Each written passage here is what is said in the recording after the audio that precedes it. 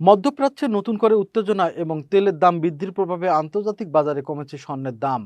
বুধবার স্পট মার্কেটেও প্রতি আউন্স স্বর্ণের দাম 0.2% কমে দাঁড়িয়েছে $4,476.50।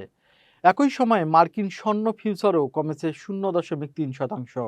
বিশ্লেষকদের মতে তেলের দাম বাড়লে বৈশ্বিক মুদ্রাস্ফীতির চাপও বৃদ্ধি পায়। এতে যুক্তরাষ্ট্রসহ বিভিন্ন দেশের কেন্দ্রীয় ব্যাংক সুদের হার দীর্ঘ সময় উচ্চ পর্যায়ে রাখতে পারে বলে আশঙ্কা করছেন বিনিয়োগকারীরা। সাধারণত উচ্চ সুদের হার স্বর্ণ বাজারের জন্য নেতিবাচক, কারণ স্বর্ণ কোনো সুদ দেয় না। ফলে বিনিয়োগকারীরা তখন সুদ প্রদানকারী সম্পদের দিকে ঝুঁকে পড়েন। এখন বাজারের নজর রয়েছে মধ্যপ্রাচ্যের পরিস্থিতি, জ্বালানি তেলের দামের গতি প্রকৃতি এবং যুক্তরাষ্ট্রের মুদ্রানীতির উপর। এইসব বিষয়ে আগামী দিনে স্বর্ণ বাজারের দিক নির্দেশনা নির্ধারণে গুরুত্বপূর্ণ ভূমিকা রাখবে।